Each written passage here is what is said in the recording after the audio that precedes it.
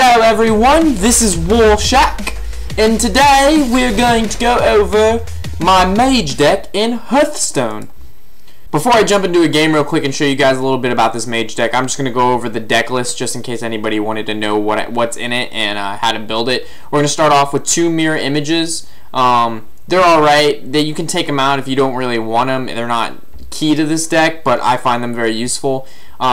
We've got the Mana Worm. This is bread and butter in this deck. For how many spells there are in this deck, this is a must-be. This card is absolutely vital. People will tend to either get rid of this card as soon as you play it, or they'll be like, we'll hold back. We won't waste too much on the Mana Worm, and then literally it turns into a 5/3 on turn like 3 or 4, and they literally waste 2 or 3 cards getting rid of it. Very good card.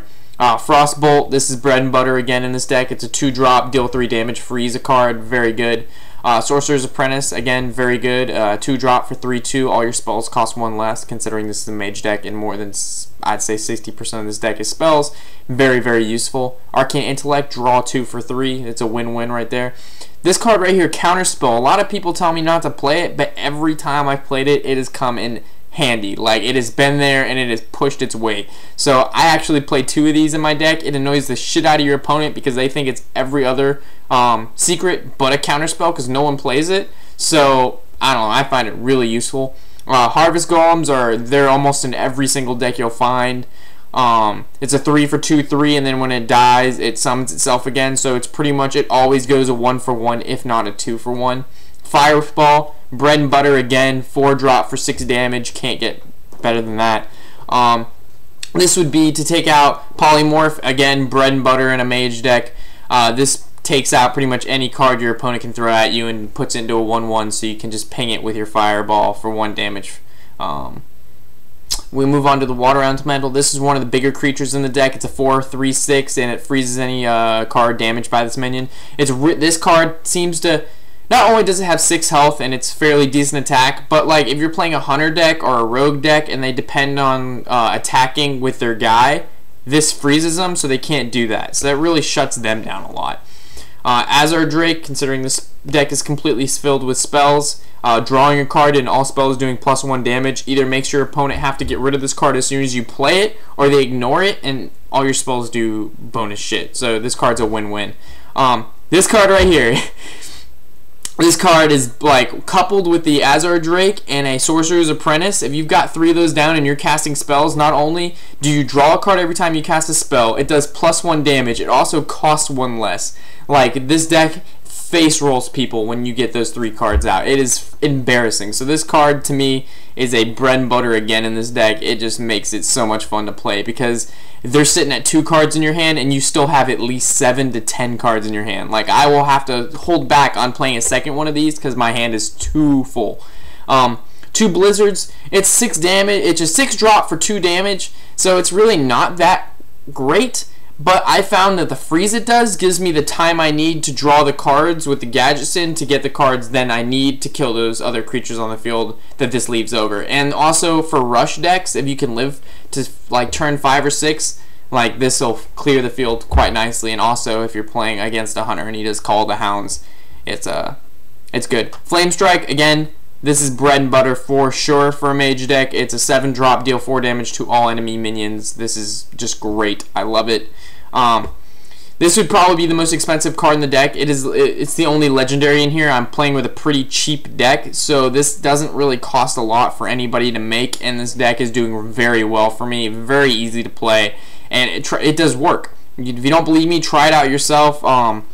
Ragnaros, great card. End of the turn, deal 8 damage, and finish up with Pyroblast. This card is, it's up to you. You can change it in and out. Same with Ragnaros. If you can't really afford that card, you can switch it in with another card that does something similar, or just another beefy creature to get in there. Now that we've gone over the deck list, let's check out how this deck does against other current decks in the meta. It looks like we're going against a druid. So far, this hand is pretty good. We've got everything out. We got a 7-drop in there, so I'm pretty sure I'm going to get rid of that 7-drop, and I'm going to keep my 2/1s in my Frostbolt. See, this hand is working out quite nicely. Has a bunch of low cards, so I can get some early game advantage right here. Can't really tell what kind of deck he's playing through his first card. but I know I'm gonna start off with probably a mana worm, and then next turn I can frostbolt that if need be. So, end my turn there. Let's see if we can figure out what else. Let's see if we can figure out what this guy is playing through his second card. Whether it be Rush Druid, looking like spell damage. I haven't seen. It's a weird creature to play.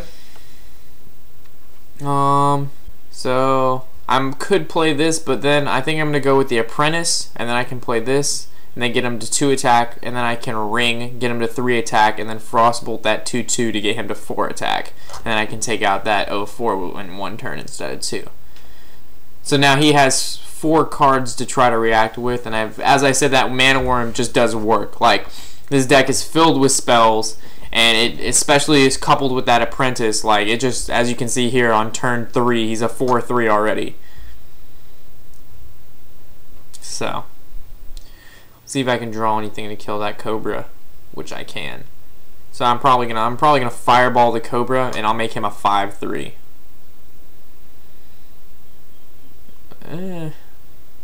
Yeah, I'm gonna go with the fireball the Cobra just to get rid of it, make him a 5/3, and then swing for 8.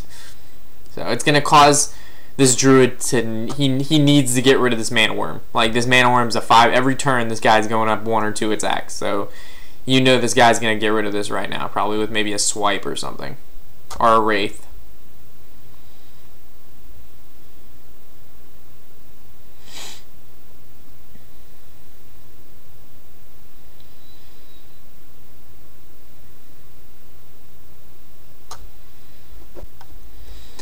So I'm pretty much, I can just ping that for 1 and go on there, because I don't want to kill my Sorcerer's Apprentice for that guy.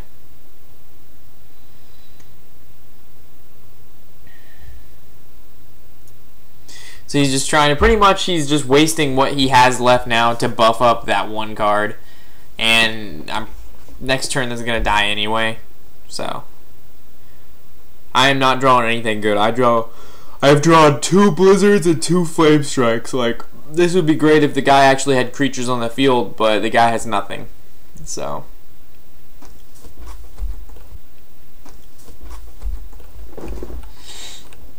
and like, as you can see, my hand is not good right now. Like, I'm left with a whole bunch of field clear, and the guy has no field because I've been destroying it since turn 1. So, alright, we got a monster that lets me draw 1. It's pretty nice. Alright, so now we got 4 field cleared cards. Wow, can I not speak? 4 field clear cards, and then a polymorph just in case he summons anything big. But of course he'd Starfire that. And we drew another creature, so it's good. So we can play this 4-drop and ping him for 1. He's 5 cards in my hand, so I've got 1 card advantage right now. And then when it's my turn, I'll have 2. So we'll see what he does. A golden harvest golem. I bet he paid for that. Just kidding. Probably pull it out of a pack. That looks pretty cool though. The background's moving and shit. See, this guy doesn't really seem like he has a point to his deck. Like, it's just kind of sporadic. But I'm not dealing with a 2/7 harvest golem, so I'm just gonna turn that into a sheep, ping it for 1, and attack for 3.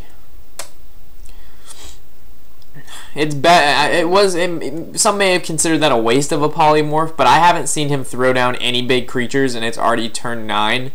So, like, I could have waited for a Fen Creeper, but then I would have a Harvest Golem to deal with. So, when next turn I can just Frostbolt that and I kill it with my Water Elemental. So, another Azar Drake, draw 1. All spells now do +1, so it does 4. Too bad it doesn't do 6, but whatever. Yeah, I'm just gonna Frostbolt the Fen, attack it with my Water Elemental, and then ping for 1. I wish the Azar Drake increased my ping for 1, my little fireball here, so it would have done 2 damage, but whatever. Alright, the first big creature I've seen him play all game. So, let's see if I can find a way to get rid of this. Well, we've got quite a hand here. I think I'm gonna Flame Strike, and then I'm gonna kill it with my Water Elemental, and then I'm gonna counter spell and attack for 4. So I mean, it did take 2 cards to his 1, but I'm still up card advantage by 2 right now. So, and plus the Iron Bark is a bitch to get rid of without a polymorph or anything like that. So he played his stealth guy. He played 2 people with 2 health each. So next turn my Blizzard will be able to kill both of them. And this is why that secret is good. The counter spell, it just stopped him from doing whatever he was going to do. And now next turn I can Blizzard both of those cards. So it's a 2 for 1, essentially. And now he's left with 1 card in hand. And I've got 5 cards on my side. So now he has 2 cards against my 5. And then if he plays anything, it's going to get polymorphed. And he plays more than 1 creature, it's just going to get Blizzard again. So, in my hopes, he plays both of his cards in his hand right now. And I can just get rid of both of them. And for some reason, he silenced my Water Elemental and not my Dragon. But anyway, I'm just going to ping his 2/3 for 1 and then Blizzard. So. Oh no, my Dragon's +1. I don't have to ping it. It does 3 damage. And then he gave up before I could win. But like, you see pretty much how this deck is run in this game. It's field controls from turn 1, and it just lasts the entire game. That my field may not be that big, but I sure as hell don't let them have a field. With that said, let's take a look at our second game here, who we're going against. Oh, looks like we're going against another Druid. Looks like that is the meta this season. It's Druids, Druids, Druids! Dreads! Can't really do much with this hand till about turn 4, so I'm going to end my turn. Or I did end my turn. And he ended his turn, so it's my turn again. And it looks like my hand is looking mid to late game hand, so I'm going to ping for 1 and end my turn again. What is this Dread got to do? He's probably just going to passive and attack for 1, since he had nothing to play so far. So maybe he has a 3-drop, maybe a Harvest Golem. Oh. That's a weird card to play without playing it besides like the normal Sentry they play it with. So that's weird. I think I could Frostbolt it just to get rid of it. Which I'll probably do that just to get rid of it. Yeah. What you got to do, Dread? I could Mirror Image, but I like waiting for a Mana Worm with that. Just because it costs 1 mana and it always looks good to play, I always end up holding it in my hand until I have like a field of creatures, and then I've got some defense for them. So you can't just throw out something big and kill my creatures, because most of my creatures aren't that beefy. They get killed pretty easily. So I'll throw out a Water Elemental and end my turn. His hand is looking pretty decent. Like, normally by now I've got some control going on, and I can see what kind of deck he's running and change my play style to go against it, but I haven't really seen him do much. So he's going to Wraith for 3. He's going to passive, and that's weird. He's not going to finish off my Water Elemental. He's just going to keep it at 3/3. That's stupid. See, like, right here, this is what I've saved my Mirror Image for. So now I'm going to Mana Worm, and then I'm going to counter spell just in case he plays a spell next turn, and then I'm going to Mirror Image. So now my guy's at 3/3, and I've got a good defense there. So if he summons any creatures or tries to attack with anything, I've got myself covered. For him, he probably has a swipe somewhere in that hand. He's going to try to use it, so that's why I had played my counter spell. And again, like, they underestimate the counterspell. There it is, the swipe. And that's what I just literally said the counterspell is for. And that probably just messed up all of his plans. So now he's gonna coin and maybe play a creature. So yeah, he's got the Watcher there, which would normally have been played with the first card he plays to make that a taunt, but he didn't play it like that. So since that guy can't attack and he's not a taunt, I'm just gonna ignore him for now and just swing with everything else. But yeah, not sure why he did that. Could be bad, or he could have some plan up his sleeve that I don't know yet, but most of the time, people don't do that. Ah, there it is. Now it's going to be a 5/6 taunt and a 2/2 taunt on the side. So, he's got a pretty good setup there. But as I said, with the Mage deck, it's field control. Like, you just literally destroy the enemy field. So I fireballed that 5/6. I'm gonna ping that for 1, so my Harvest Golem can finish off that 2/2 with taunt, and then I'm just gonna swing directly with my Worm and my Elemental. And if he even tries to kill me, I've got still those 2 taunts on the field. So he's gonna swipe another. He's now used both his swipes. My Worm died, but it's whatever. As I said, that Worm is like, people either ignore it or they kill it, try to kill it right away. So from here, I'm gonna summon my Auctioneer, and I'm probably gonna Arcane Intellect and draw 3 instead of 2 because of the passive of the Engineer. And then I'm gonna. What am I getting? What am I getting? Yeah, that just refreshed my hand pretty nicely. And then I'm just going to swing directly with both of these. So he's sitting at 5 cards in hand, 1 on field. I'm sitting at 5 cards in hand, 4 on field. So again, as I said, late game, I've got the field control, I've got hand control, and I've got life control. And it's just what this deck does. So he's going to Keeper, finish off my Water Elemental. Another Argus to give his guys taunt.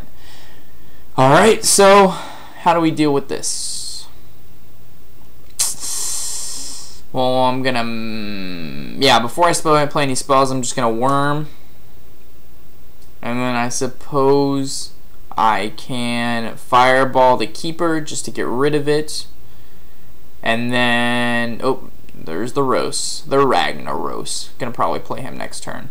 And then we're gonna Mirror Image so he can't really get through to anything. And then it would make sense for me to swing with my Auctioneer to his 3/4. Yeah, so my Auctioneer can live, can swing directly with my 2. My Mana Worm's getting pretty buff, and I've got a Harvest Golem if he ends up killing anything. So he's got 4 cards to play here. Dude, these taunts. He's just throwing these taunts out left and right.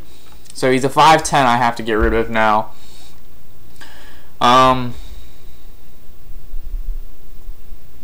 So it's looking like I'm going to be playing Ragnaros. I'm debating it. There's nothing. If I Blizzard, it can't even get close to getting rid of that taunt. If I Flame Strike, I'm going to have to kill creatures and replace. It's just not going to be worth it. So yeah, Ragnaros it is. From here, I think I'm going to have what's left of my Harvest Golem attack the 5/10, making it have 8 life left. And then my Ragnaros does 8 damage, so hopefully my Ragnaros' passive takes out that 5/8 it's going to be now. And I'm just going to leave everything else as is, so then nothing else has to die. And I can ping him for 1. So I'm going to end my turn, and hopefully Ragnaros does what it's supposed to do. Do it, do it, do it! Success! There was a 33.3% chance it was going to do that, and it landed in my favor. So what this guy's probably going to do, he's going to use his passive here, kill my taunt, and then end up having his 2/3 kill my Auctioneer, because I have a feeling he's just going to want to kill that. And next turn is pretty much I win, so well played. Because I'm going to end up... Ooh, Polymorph, how nice. So, I'm going to end up polymorphing his taunt creature. Actually, no, that'd be stupid. I'm going to Sorceress and then polymorph. What was I thinking? And then that just made my Mana Worm that much stronger, so I'm going to swing with the Worm. No, I'm going to ping the Sheep. Am I going to ping the Sheep? I'm going to ping the Sheep. I'm going to attack directly with the Worm and the Harvest Golem and end my turn. Hopefully Ragnaros attacks him directly. That's exactly what Ragnaros did. And that is game. So, again, playing a Druid deck for the 2nd time now. You see how this deck is being run. Fairly easy to play. And, alright, let's take a look at who I'm going to play next.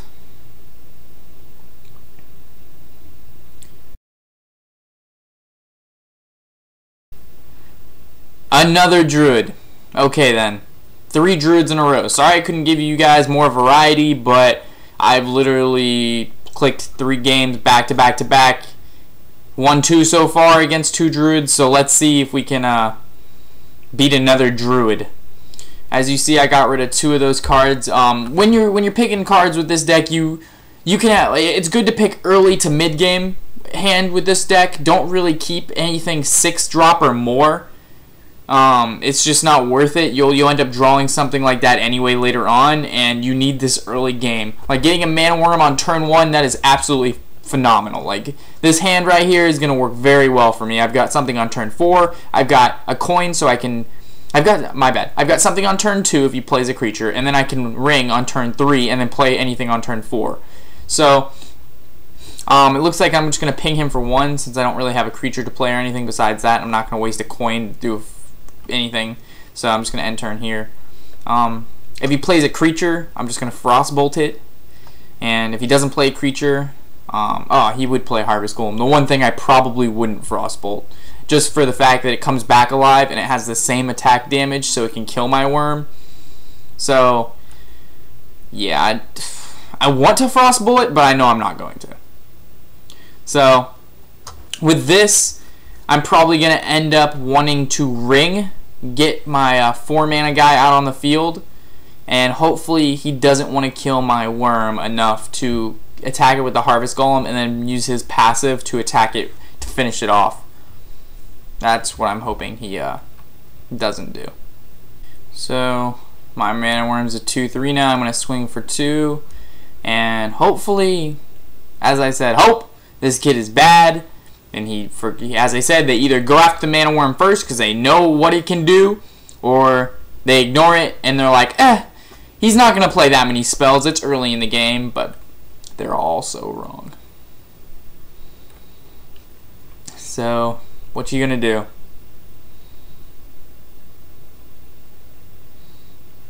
He can play, he might play a Keeper. He could play that 2-drop that gives the next card to it taunt, so he could play a Sentry, or play a Sentry and then play that and then give that Sentry taunt. It's hard to tell what he's gonna do. He would play another Harvest Golem. So great. And he attacked me directly instead of my worm, so that was really nice of him. Saved me.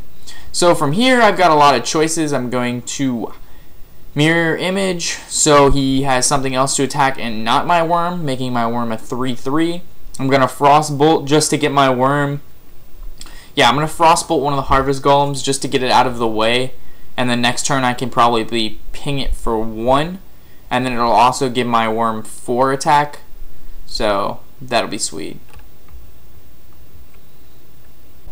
See, this guy is probably really regretting leaving that worm open, because now that worm every turn is going to go, as I said, up 1 or 2 attack. And I've gotten that worm to like an 8/3, and eventually that worm from turn 1 is the reason they die. It's because they just ignore it. They think it's not a big deal, but in fact it is. In fact it is. So this guy already knows what's going on. He can't really do anything right now. He's going to kill the Mirror Images, which is what I had planned him to do in the first place, because that's why I played it. And for him, he would Keeper my worm. That freaking bastard. That's one way to get rid of it. So I'm just going to play the Drake. Can't go wrong with that. Draw 1. And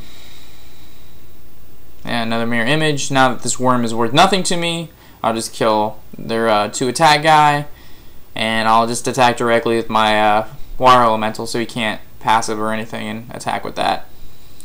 The only problem when you're at turn 5 and you've got a Gadgetzan in your hand and an Azar Drake, for me, I've played the Drake because with the Gadgetzan it makes it so you can't get any benefit out of the Gadgetzan Auctioneer right away. You've got to wait till your next turn, and then hopefully you've got spells to play instead of a creature. But with the Drake, as soon as you play him, you draw 1, and then maybe you have a Frostbolt in your hand and a Sorceress on the field, which means the next mana card you play costs 1, like a Frostbolt, and then it automatically will do 4 damage instead of 3. So it depends on the situation, but I found more times than not the Drake is something you would like to play over the Gadgetzan if you have the choice between the two right away.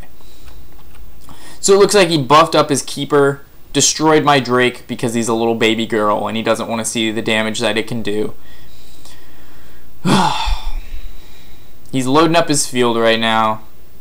What he doesn't know is that I have a blizzard, 2 blizzards in my hand, and that is going to get played. So it's going to kill, not kill, it's going to make the Harvest Golem turn into a little mini golem, and it's going to freeze the 3-1, or 3-3, making it a 3-1.